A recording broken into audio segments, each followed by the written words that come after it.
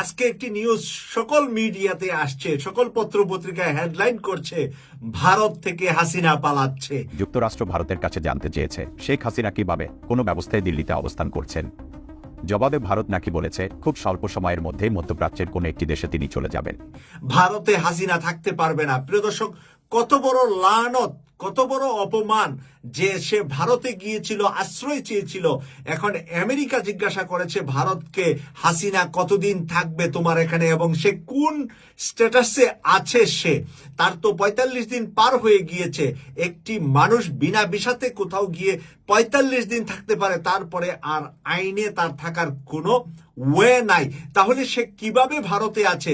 America যখন জানতে চেয়েছে তখন ভারত বলছে হাসিনা চলে যাবে শীঘ্রই ভারত থেকে।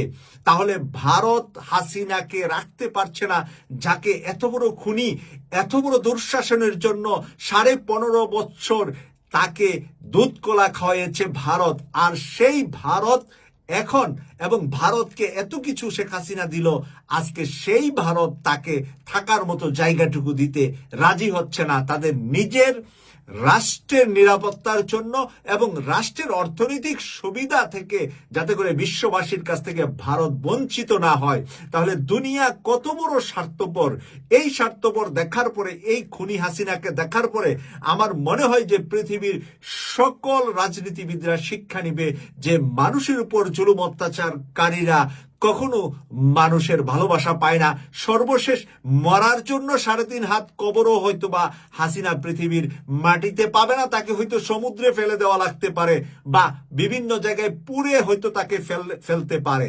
কারণ আজকে ভারত যদি তার জায়গা না দেয়, পৃথিবীর কে জায়গা দিয়ে, কে এই অশান্তিকে, এই গজবকে, এই লানতকে গড়ে নিবে? এটা হলো আলোচনার বিষয়। আজকে মানব জমিন পত্রিকাতে যা লিখেছে, ভারত ছাড়ছে শেখ হাসিনা। প্রবল গণ আন্দোলনে দেশ ছেড়ে পালিয়ে যাওয়া সাবেক প্রধানমন্ত্রী শেখ হাসিনার পরবর্তী গন্তব্য কোথায়, এ নিয়ে কৌতূহল, নানা গুঞ্জন আছি। সর্বশেষ খবর জানা গেছে, যুক্তরাষ্ট্র ভারতের কাছে জানতে চেয়েছে শেখ হাসিনা কিভাবে, কোন ব্যবস্থায় দিল্লি অবস্থান করছে। যুক্তরাষ্ট্র ভারতের কাছে এই কথা জানতে চাওয়ার পরে জবাবে ভারত নাকি বলেছে খুব স্বল্প সময়ের মধ্যেই মধ্যপ্রাচ্যের কোনো একটি দেশে চলে যাবে তিনি। মধ্যপ্রাচ্যের কোনো এক দেশে হাসিনা চলে যাবে, ভারত বলেছে আমেরিকাকে। এই খবর ঢাকার সরকারি মহলকে জানানো হয়েছে।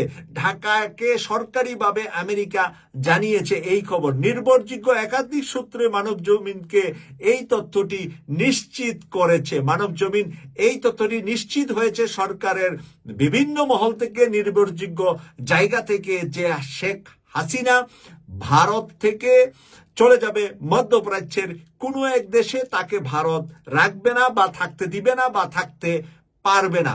প্রিয় দর্শক, এখানে আমার কথা যে পৃথিবীতে এত বড় লানত পাওয়া আর কোন রাষ্ট্রপ্রধান কয়জন জন্ম নিয়েছে শেখ হাসিনার মতন?